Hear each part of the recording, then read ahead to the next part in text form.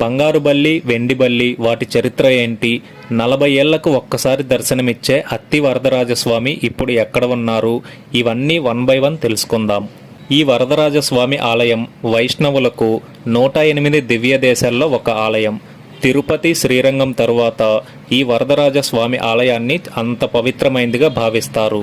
ఈ ఆలయాన్ని పల్లవరాజులు 8వ శతాబ్దంలో మొత్తం 25 ఎకరాల్లో నిర్మించారు.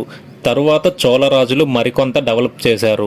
ఆ తరువాత విజయనగర రాజుల కాలంలో ప్రస్తుతం మనం చూస్తున్న ఈ రూపాన్ని సంతరించుకుంది.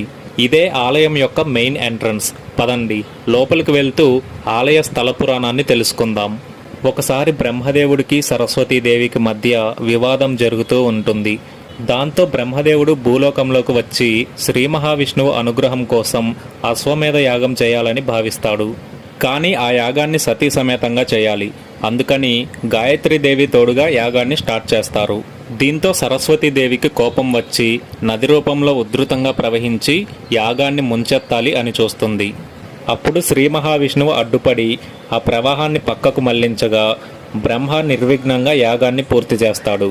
ఆ తర్వాత శ్రీమన్నారాయణుడు ప్రత్యక్షమయ్యి భార్యాభర్తల మధ్య గొడవలు సహజమే అని సర్ది చెప్పి బ్రహ్మదేవుణ్ణి సరస్వతీదేవిని కలుపుతారు. అప్పుడు దేవతామూర్తులందరూ స్వామివారిని ఇక్కడే కొలువై ఉండమని ప్రార్థిస్తారు. అలా స్వామివారు ఇక్కడ కొలువుదీరుతారు. ఆలయం లోపలికి ఎంటర్ అయిన తరువాత ఎడమవైపున ఆనంద పుష్కరిణి ఉంటుంది. ఈ పుష్కరిణి గురించి మీకు తర్వాత చెప్తాను. ఇప్పుడు 40 సంవత్సరాలకి ఒక్కసారే దర్శనమిచ్చే శ్రీ అత్తి వరదరాజస్వామి గురించి తెలుసుకుందాం. ఒకసారి బ్రహ్మ ఆజ్ఞాపించాక దేవశిల్పి అయినటువంటి విశ్వకర్ణ అత్తి చెట్టు కాండంతో శ్రీ వరదరాజస్వామి విగ్రహాన్ని తయారు చేసి ప్రతిష్ఠించారు. తరువాత కొన్ని వందల సంవత్సరాలు గడిచాక 16వ శతాబ్దంలో మహమ్మదీయులు హిందూ ఆలయాలపై దండయాత్ర చేస్తున్న సమయంలో ఈ ఆలయం కూడా దోపిడీకి గురయ్యింది.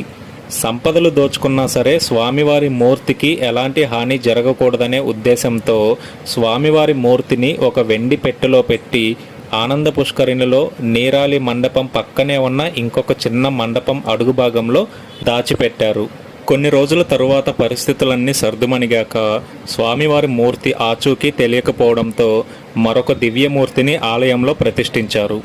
కొన్ని సంవత్సరాలకి కోనేరు ఎండిపోయాక స్వామివారి విగ్రహం కనిపించింది.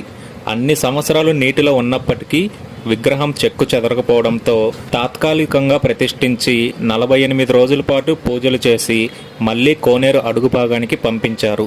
అలా కొత్త సాంప్రదాయానికి శ్రీకారం చుట్టారు.